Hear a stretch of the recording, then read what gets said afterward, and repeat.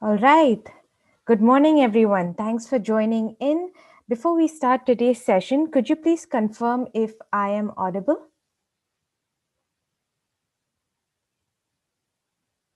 You can type it in the chat box on your right.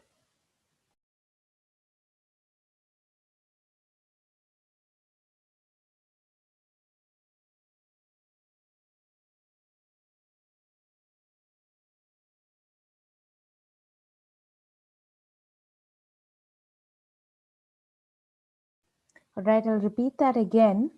Good morning, everyone. If I am audible, could you? Okay, great. Thank you so much. Thank you so much. All right, so without further ado, I'm going to give a quick introduction of today's speaker.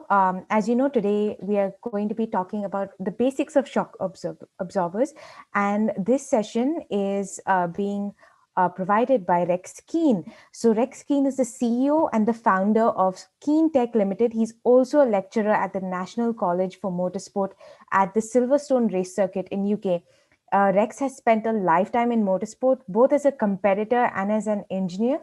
He's brought up with a family history of motorsports and he has been motorsport racing since the age of 10. He holds a wide range of experience in V8 Supercars, sports cars, endurance, GT, Formula Ford, Formula 3, British touring cars, production cars, historic racing, and MotoX in Australia, USA, and Europe. Rex has written 10 books on race car engineering and publishes weekly articles on current topics in motorsport, including the history of Le Mans 24-hour race. So without further ado, I'd like to please invite Rex Keen to begin today's session. Rex, you may go ahead. Thank you, Kathy. Good morning, everyone, or good afternoon, or good evening, wherever you are. So excited to be a very small part of Formula Bharat, a competition that I greatly admire, and so looking forward to talking to you and getting some questions and learning a lot from you as well. Thank you for the introduction, Kathy. Yes, I have spent a lifetime in motorsport, and it's been an interesting journey. So I'll get my slideshow going, and we'll go through a few things to try and encourage those aspiring to get into motorsport, how you can get in there and what it offers, and then we'll get in and have a good look at shock absorbers. So just bear with me and we'll get this presentation going for you.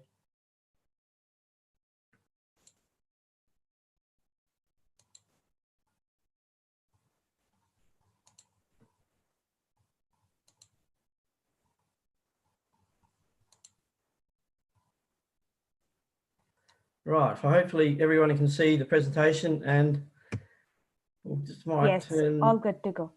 Yeah, we good? Right. Yes. Okay, so here we go. A normal looking racing shock absorber with the spring attached. But as you will soon find out, it isn't what it says it is. If we can get this to work. Right. So who am I? Because Kathy's alluded to you. I'm currently teaching at the National College for Motorsport, as well as doing a bit of consultancy. I was brought up with my father rallying cars and my uncle racing Formula 5000s, and he was the Australian hill climb champion. I raced bikes myself in Australia and America, and did a bit of Formula Fords and sports cars before I then became an engineer. And I think one thing I will say to the younger members of the audience, have an open mind, because you may aspire to Formula One or Le Mans or British touring cars or whatever, but there is so many different offerings in motorsport that are more enjoyable than you would ever realize. And they will get you to where you want to go. I was only talking to the head of Mercedes Formula One's HR department the other week, and he said they look for people with broad experience to get into their Formula One team. So you may not even have been in Formula 2, they don't care, they want a broad range of experience.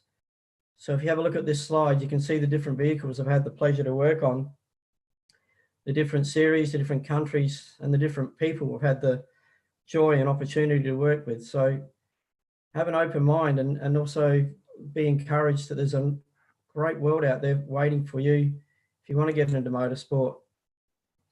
At the moment, I'm for several years have been heading down the education route, having a lot of good students come into race teams that I've run that have been very clever and very well educated.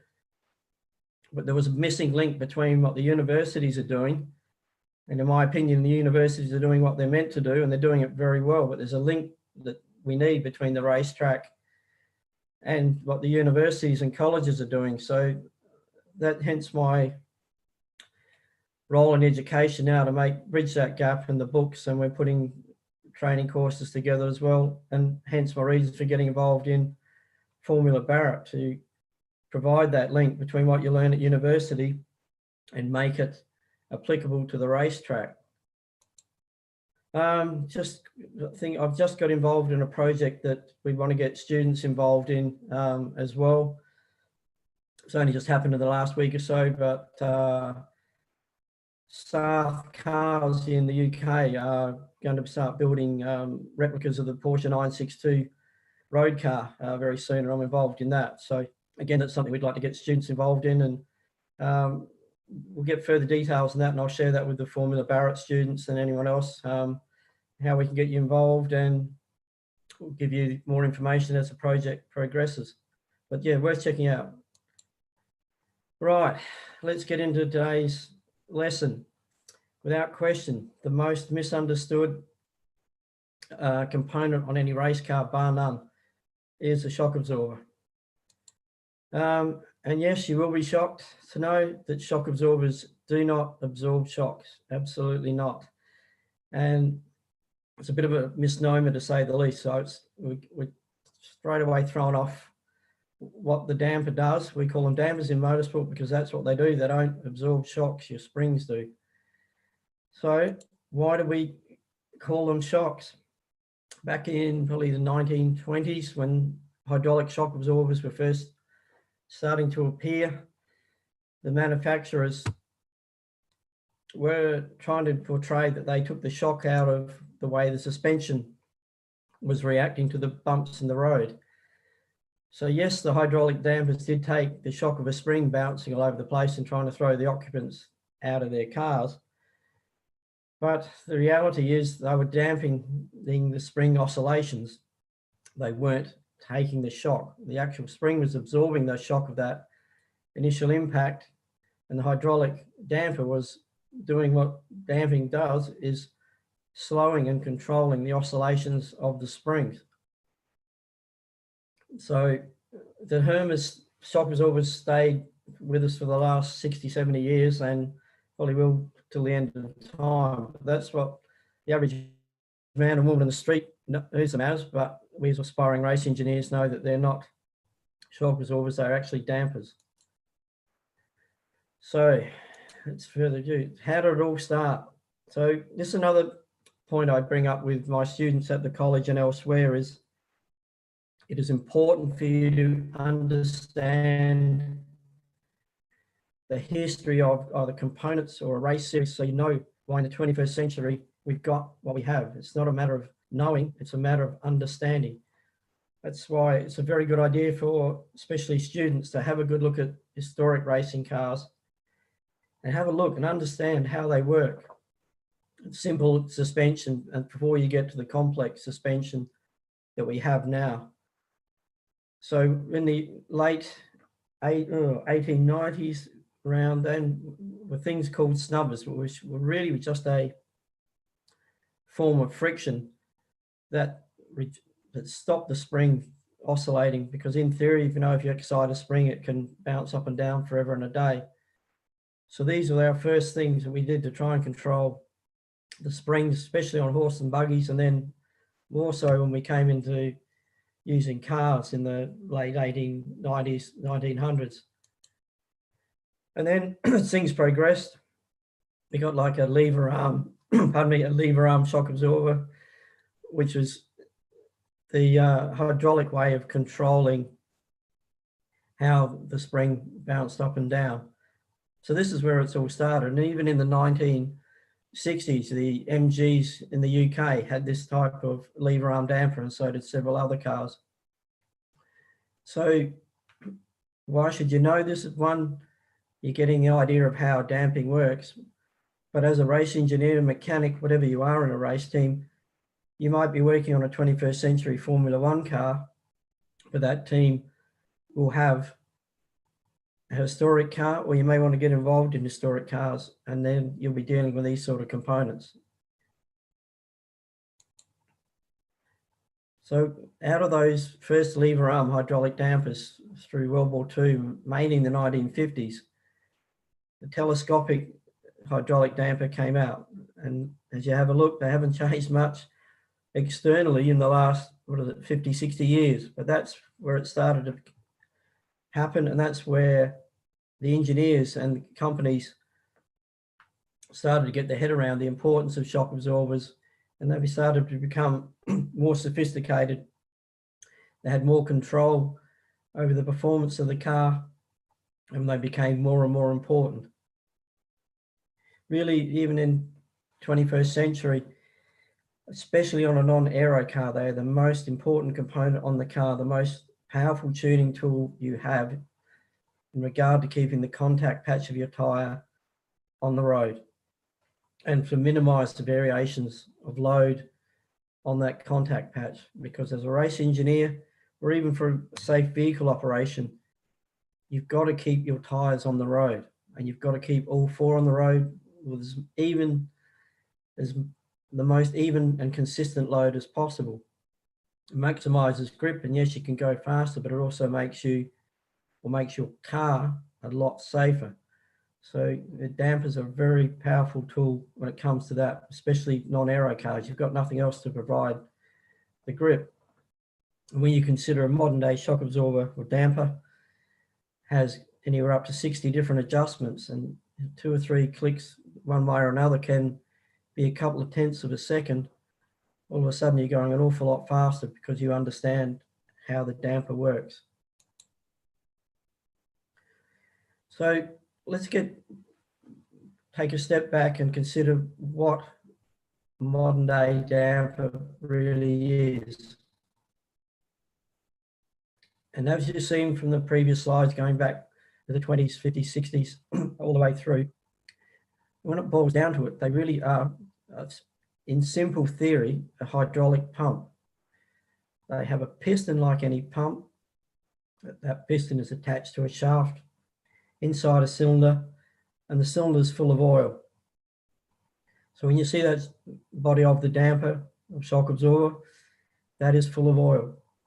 They're generally made of steel or aluminium, and the higher end ones are obviously made of more sophisticated materials, but basically it's a good quality steel or aluminium.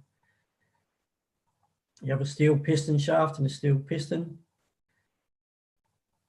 And as this piston moves through the oil, it's doing so in response to the inputs from the road. So the speed at which you hit these inputs and the size of them will dictate how much and how far the shock absorber moves. Oh, excuse me.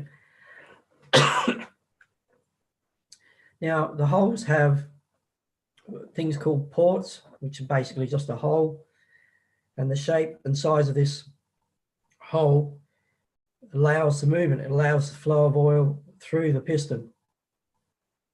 Now, the oil being viscous, which means it has a resistance to movement, is created with the oil trying to be forced through a hole in the piston. So that is the very basics of the shock absorber. You're pushing oil through a hole. The oil's got to be squeezed through that hole. There's resistance, and that resistance is your damping force.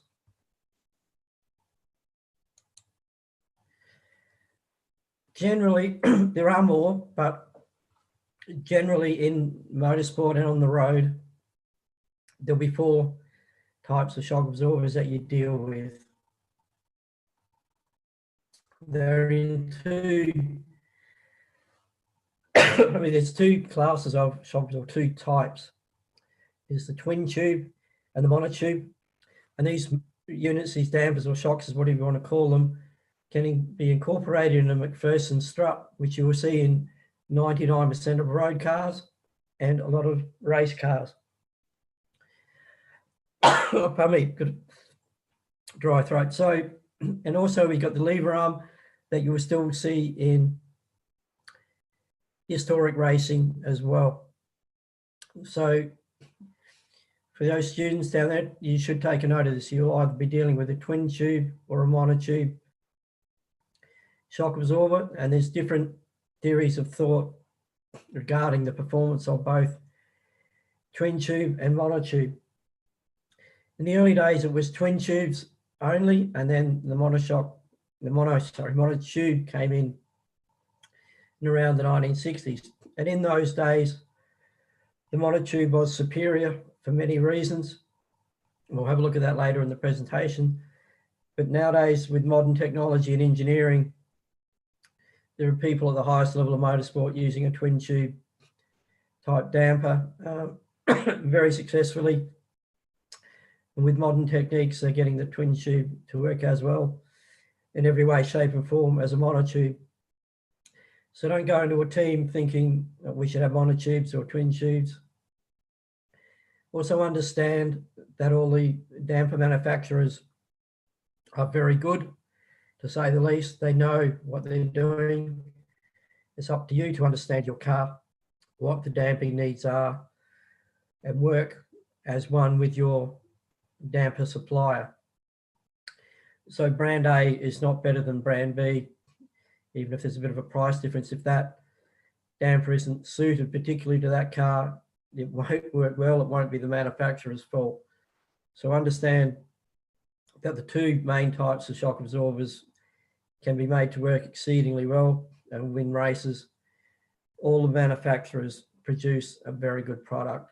It just gets one that's local to you, or you can get a good relationship with to get involved in motorsport. So be open-minded. Also learn from them. Very knowledgeable people, very willing to look after customers. So become good friends with your local damper supplier. It's a two-way street. They will learn from you as well. So you need to get a good relationship with them.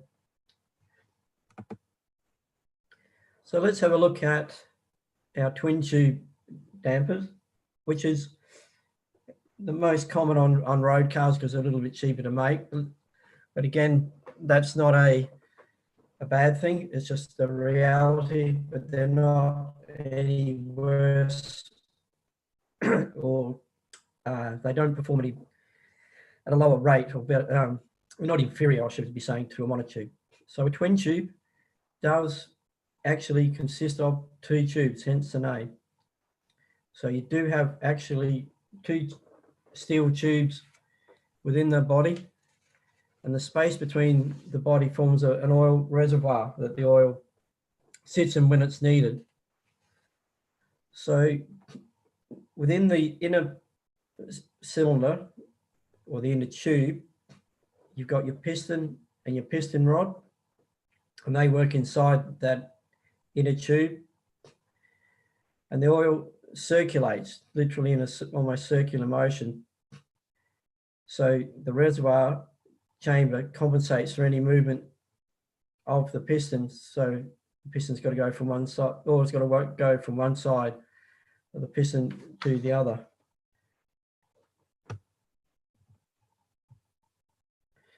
So here's the basic components of your twin tube shock absorber. The top mounting points are generally called a top or a bottom eye. The top and bottom of it giving the obvious orientation of the damper and where it's going to fit on your car. In motorsport and in most road cars, you'll generally have a bump rubber to just take a little bit of the impact out once you've taken full travel.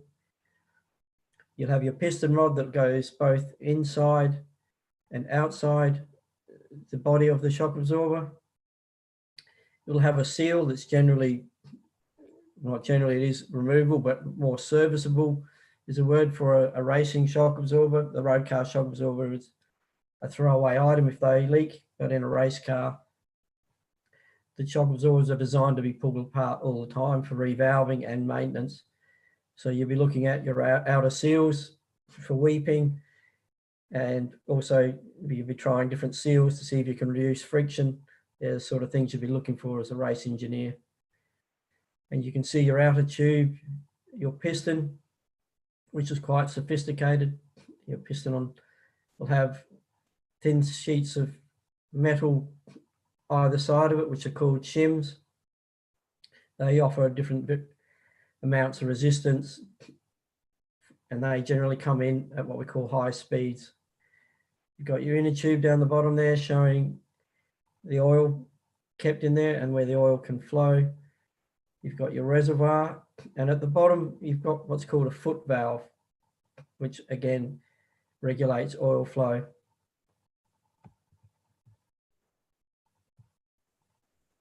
And there's a picture of a foot valve, quite simple in design, but very complex theories behind it. There's a million and one different shapes you can get with these, and they can have quite a pronounced effect on the performance of the damper. And then when you pull your body apart, you can see more clearly now where the oil sits in relation to the piston and the foot valve. Your reservoir is your outer tube and your inner tube.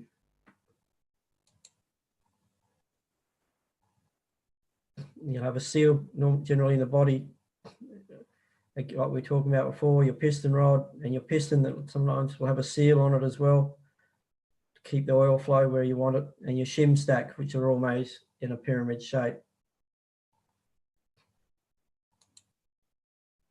So let's have a look at how the twin tubes work. Just give me a minute here.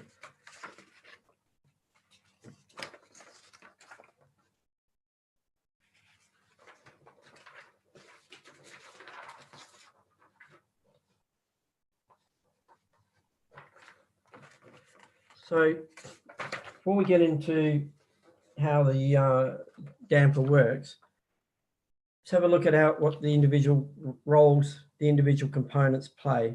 Because we've got the foot valve, as you just saw the photo of there, to give you an idea of what one actually looks like. And as we were saying before, and as you saw in the diagram, which I'll go back to make things clearer for you, you can see your foot valve is at the bottom of the damper body. So it's like a blow-off valve with one or more orifices. It's a one-way valve on top of the foot valve, which is spring-loaded, that prevents fluid from bypassing the valving system. The amount of compression force created by the foot valve is controlled by the volume of damper oil moved by the piston, and this keeps the compression pressure relatively low for a given damping force, which will mean less contact patch load variation, which is, as we were saying before, is what we're chasing, not only for race car speed, but also for more grip and safety on the road. So when you see and hear of dampers and shock absorbers being advertised as a road safety item or contributed to the safety of the vehicle, now you can understand why. The foot valve also has got a secondary role in which it does help prevent cavitation, which is aeration of the oil during the compression stroke. And it does this by providing a pressure balance to the main piston. So the pressure balance negates the need for high gas pressures. There is an amount of gas in every shock absorber to prevent cavitation, but in a twin tube, this is at a relatively low pressure. So now we know what our foot valve does. Let's have a look at what the other components do. So this outer tube is generally the thickest part of the shock absorber because it's got exposed to the road. It forms the outer body of the damper as well as helping form the reservoir as well. And on a race shock, you can see the outside will be threaded to put your spring platform on. Now the inner tube, as we were saying before, this is where the piston and piston rod move up and down. This is where all the work is done. And this is where the actual kinetic energy is converted into thermal energy. So again, we're trying to work out why the damper gets hot after a run. Now you know why. This energy's got to go somewhere. It can't be created or destroyed. So our kinetic energy is now converted to heat energy. The reservoir in the middle of the damper there, you can see that's quite a big space for obvious reasons, and that holds the bulk of our oil. Now the piston, as we were saying before, you can see it's like a pyramid shape, top and bottom. This is because it's carrying what we call shims, which are a very thin piece of steel, spring steel, different shapes cut within them and on the outside of them, different thicknesses, different diameters, which affect the amount of resistance they have to the oil trying to push against them. They, like I said, they generally come in when we hit a high speed bump and the oil is flowing very quickly. This will make the shims deflect, what we call blow off. They will open and let a larger volume of oil through. Now the piston rod we're looking at, you think it's just a steel rod and carries a piston. It does, but it has other functions as well. And its diameter and length have a bearing on how the damper works. Now, I hope we're starting to get a bit of an understanding that dampers are very complex items and exceedingly clever people are designing them. So everything has an effect on the way they work. So your piston rod, apart from locating the main piston and valving, it does create oil flow itself because it's taking up volume, and that therefore is displacing oil and moving oil as it's moving through as well. Your piston rod guide, generally you've got a seal, but you'll have a guide that's fairly deep to make sure that that piston and rod are moving in a purely linear motion. They're not deflecting or going off center.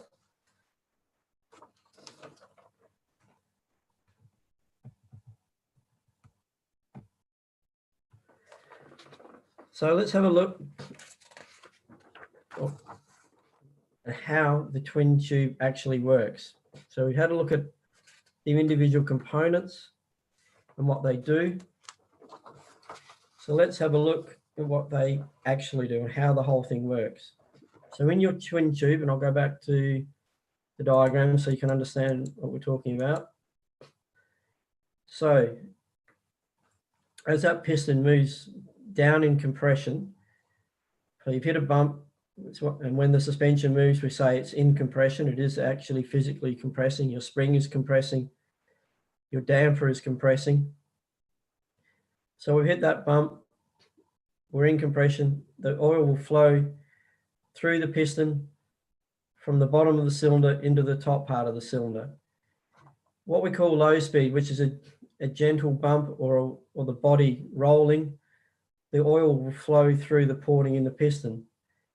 But as we mentioned before, if your car hits a bump at high speed, a curb, pothole, whatever, that means the wheel is wanting to move very, very quickly, and it does initially. The spring is resisting that movement, but so is the damper. So if that damper is forced to move very quickly, the oil will move very quickly through it, create greater force, push those shims, and the shims will blow off and giving the resistance. When we come into rebound, when the rebound is when your suspension is starting to settle back towards ride height, the piston will provide all the resistance, because if there was no resistance in both directions, your wheel would compress slowly but come back very, very quickly, because there's nothing stopping the spring's energy. You're not trying, that spring has got a lot of force in it when it's compressed, and that energy is released very quickly. So there's got to be something stopping it from flying back, and that's the force created by the piston movement through the oil in a twin tube damper. So the amount of oil, damper oil equivalent to the volume of the piston rod, flows from the reservoir back into the cylinder via the foot valve to replace any loss by the piston being drawn out of the cylinder once you get back to ride height. That's because the foot valve has to be in the lowest part of the damper to draw oil from the reservoir, hence the reason it's down the bottom there, if you're wondering why the components are where they are. Now, within twin tubes, there are different forms of twin tubes, what's called a gas twin tube and a gas twin tube with a bag. We won't go into that here. We're just trying to give you the basics without confusing you too much. We might have an advanced class further down the track, or we can get right into the nitty-gritty of dampers, because we could talk forever and a day. It's such a complex subject.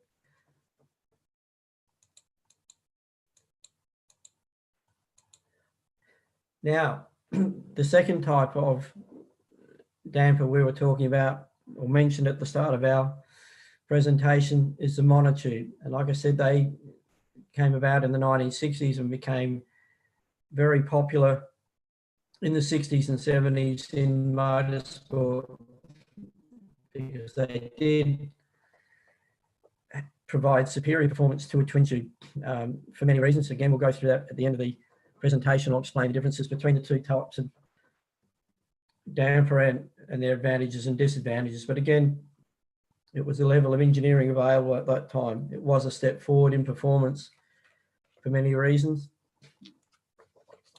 But as you can see, the name says monotube, not twin tube, and it does what's said on the tin. It is a single tube. But instead of having the secondary tube, it uses a floating piston as your separator between oil and the gas. Now, the gas pressure in the monotube is far higher than a twin tube. To resist cavitation, it operates in a totally different way. And here we go.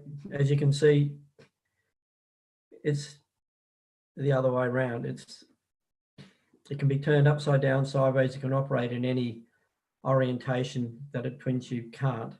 But we'll go into that later as well. But again, you've got your top eye and your bottom eye. You've got your gas pressure, and here's your floating piston we were talking about. You've got a piston which, for all intents and purposes, does what a twin tube piston does. You've got your outer tube, again performing the same function as in a twin tube. It's got to be strong, it's got to be able to take the impacts from the road, and it forms a reservoir as well. But as you can see, it's going to be lighter, it's simpler in compared to a twin tube, in that it has less working components. I pulled apart a damper I've used in Formula 3 before, a monotube, last night to get a photo to show you what they look like in reality. Everybody has a different take on it. You'll have floating pistons that are all different shapes and sizes. You'll have a main piston that will be different orientations and shapes and sizes as well. But the basics are there: your piston rod, your piston, and your floating piston. So let's go through the components of our monotube damper.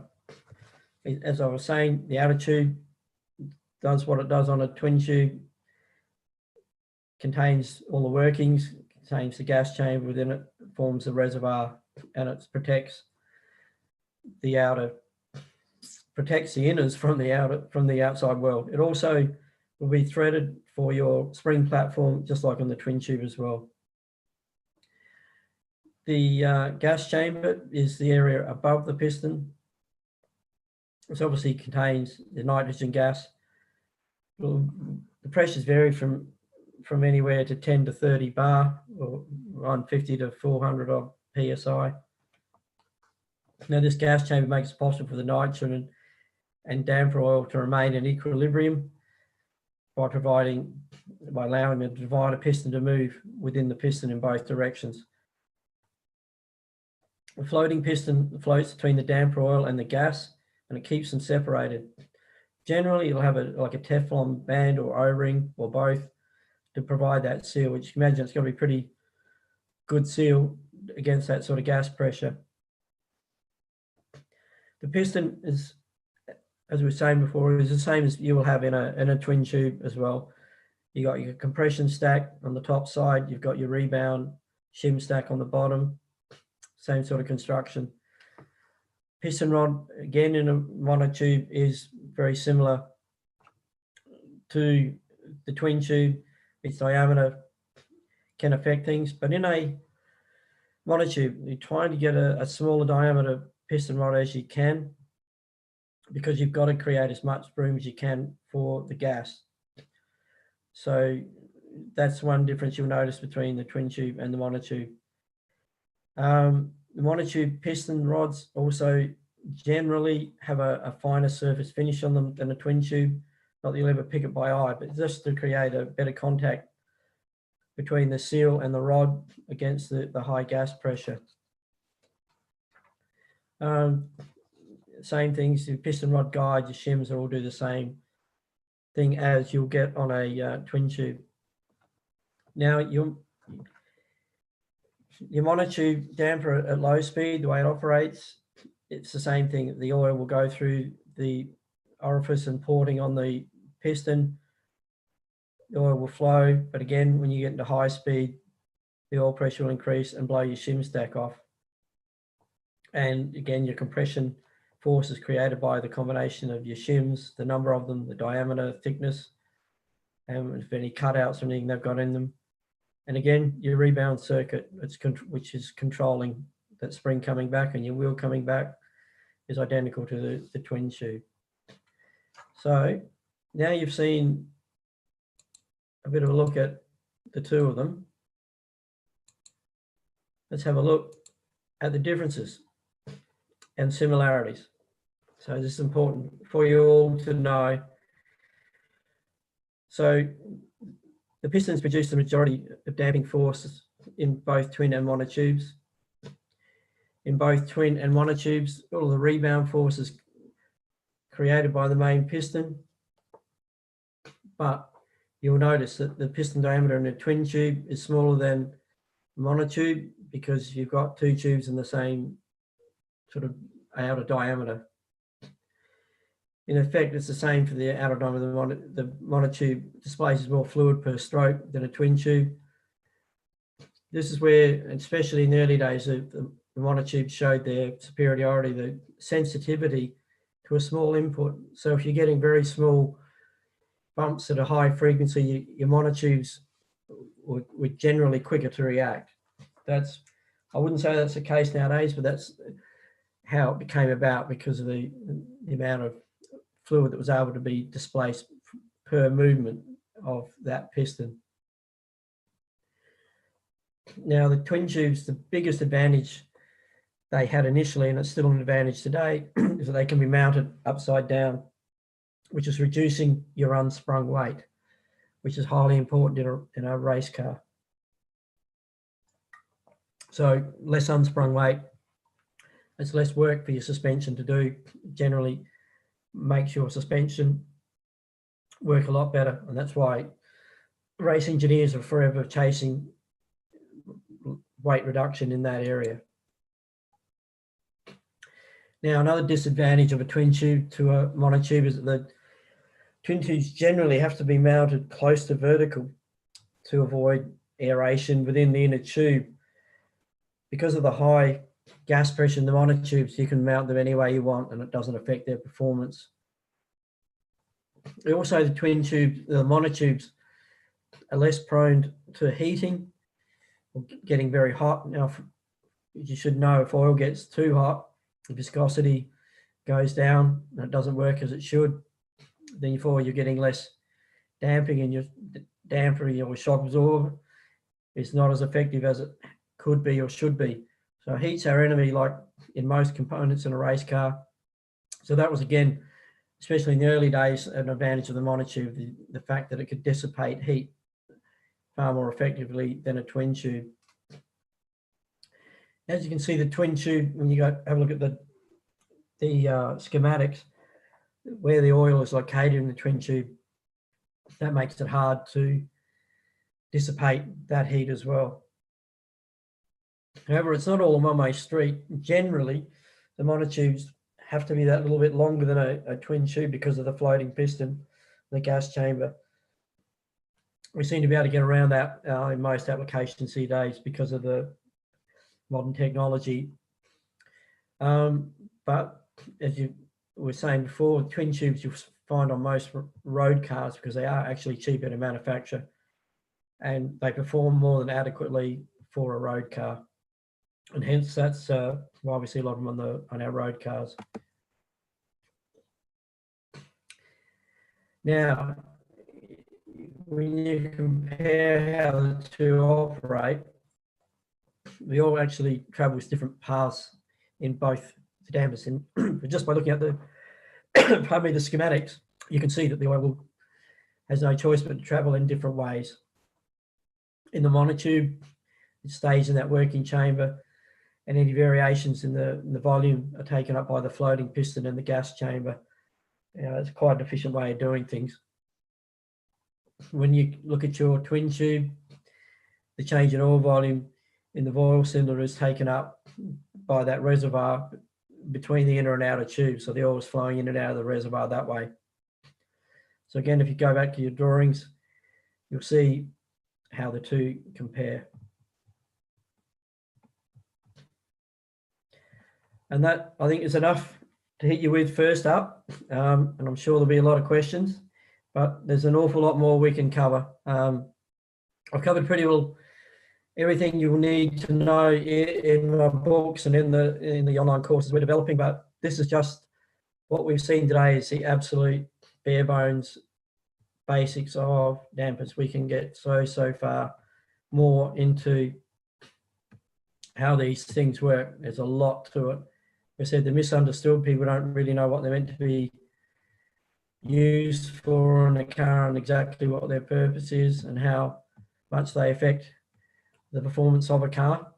But they are quite amazing things, and we've got an awful lot more to learn about them. So I'll hand over now to Kathy. Hi, Rex. Yes, just waiting for any questions to come through. Right now, we don't have anything through the chat. Meanwhile, in the as I mentioned, there is a 20-second delay between Zoom and YouTube. Could you remember you spoke about how your journey through from through motorsport. Is there anything that you wanted to highlight in your journey so that our viewers can, get an insight into your life that you've had this exciting journey through? Yeah, there's a million and one things. I think probably just the fact that seize an opportunity when you can. Any particular example that you're drawing from, specifically from your experience? Yeah, I could. Yeah, there's a lot of things. Like I was saying, just to seize an opportunity. The amount of times I've taken the opportunity to, and it's got me places I never expected to get. I could talk about that, how I got a job in V8 Supercars and in other teams as well. To just add on that, we do have a question from one of our viewers over here, participants. How does one join the Le Mans racing team as a mechanic or a race engineer? What qualifications are required? What qualifications are required? What was the question again, Kathy? So how does one join the Le Mans racing team as a mechanic or a race engineer? What qualifications are required? You would need to have completed an apprenticeship in race car mechanics, or do something like the course that we run at the National College for Motorsport, which is for race mechanics. So it's what's called a level 2 diploma in motorsport. You've got to have some formal education in automotive engineering, but with a motorsport focus. All right, just 1 second. I'm going to put the next question in. Oh, the question's just popped up on. Yeah. It's okay. I'm just copy pasting them as it goes. So the next question is, how much experience is required after your bachelor's to join a Formula One racing team as an aerodynamicist? The answer to that would be they take graduate engineers. So the second you finish your qualification, start applying. Right. They will take graduates. I guess, okay, yeah. You mean graduates, as soon as you finish your undergraduate degree, that's what you mean? Yeah, as soon as you finish your degree, and they will take students in their third or fourth years as work experience. Mhm.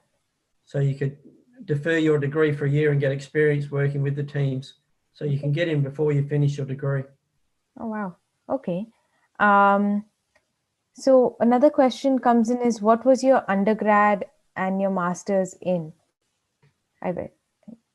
It was in mechanical engineering, but before I did that, I did an advanced diploma of computer-aided design, and I'd done motorsport vehicle dynamics.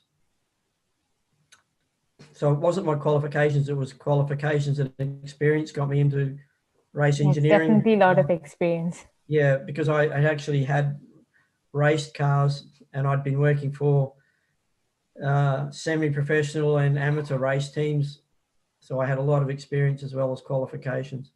So, do you agree with the point that if someone, even if someone had to do an undergraduate in mechanical engineering and wanted to get uh, into a formula style racing, that they should do like probably do an internship or volunteer with a team or volunteer on a track and get some experience there before, like, in order to get a better, what you'd say, in order to have a better application to enter into those job opportunities or even programs? I would get as much experience at any level that I could with any form of race team or racing and document your experience, because that experience is what will get you in to the team. Yes, qualifications are vitally important and they mean a lot. You've got to be qualified to be able to do your job as an aerodynamicist or vehicle dynamics engineer, but you've got to gain experience. You've got to gain the understanding so you can apply the theory. And that's the thing that teams are looking for. And as I said, the head of Mercedes F1 HR said they're looking for people with experience, broad experience. Right. So no matter what level, if you can demonstrate skill in your area, as vehicle dynamics, being a mechanic or an aerodynamicist, whatever, and demonstrate that your understanding of your chosen vocation and showing level of competence is a big way of getting in.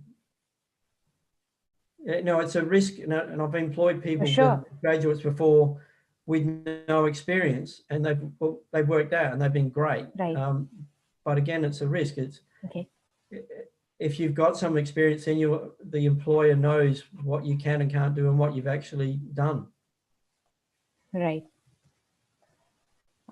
So we've got another question for you from Parth. It is, sir, can you explain something about semi-active dampers and any useful source through which we can learn more about it? I won't go into explaining the differences between. We'll make that another talk. We're talking about the difference between active and semi-active. It's different. It's to do with different levels of computer control and sensor control when it comes to active ride. To answer the question about learn more about them, I would get on every shock absorber manufacturer's websites. I would subscribe to every vehicle dynamics website or magazine that you can get, because it's becoming a very big subject that's talked about a lot, and a lot of papers. Mhm. So get on all your shock absorber websites. Go to the SAE. They're a great source for papers on the theory of semi-active and active damping. And there's a lot of good books out there. I was involved in an active ride project for a car manufacturer, and I think I bought every book known to man about it, as well as working with the manufacturer. There's a lot of info out there. For sure. Yes. I mean, now in the age of the internet as well, accessing information also is quite easy. So great. We've got another few other questions for you. Yep. Which one do we choose between progressive? Do we choose between progressive or linear spring for a Formula student vehicle? I would go linear. Get it simple. Get the car working with a linear spring. Not until you've got your car fully sorted with a linear spring would you think about going to a progressive spring, you'll get yourself in a real mess. So go linear, get it sorted, and when you're convinced it's perfect, then you've got a basis from which to design the progression of a progressive spring. All right. So our next question is from Prakar Pandey. Can you shed some light on motion ratio? What should be the range of motion ratio for a Formula Student vehicle? Okay, that's a very good question. I'm very pleased to see. Motion ratios, again, we could talk about them for an hour probably.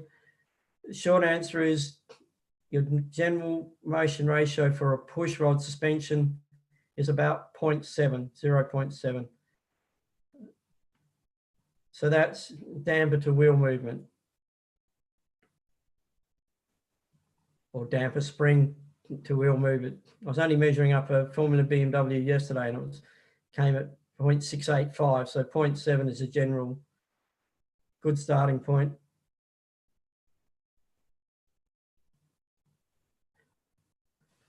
All right. Prakar, I hope that answered your question. We'll take another 20 seconds. If there are any more questions, please feel free to type it in the live chat. Otherwise, we will end today's session. So we'll just wait a few more seconds because of the lag. And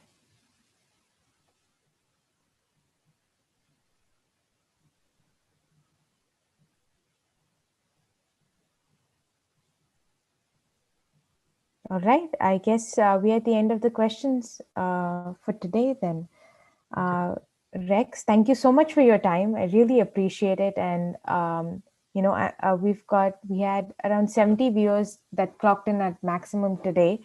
So thank you to all our participants for joining in this morning. I know it's a difficult time with exams and with the preparation for Formula Bharat events as well, but glad to have you all here. Rex, I know it's like 6 a.m. in the morning, but thank you so much for joining us today and for being a part of our session.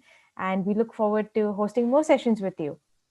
Okay, great. Thanks a lot. Enjoyed it. And I hope to get more involved in Formula Bharat in the future. Yes. Thank you. Okay, thanks you. Bye. Bye, Rex.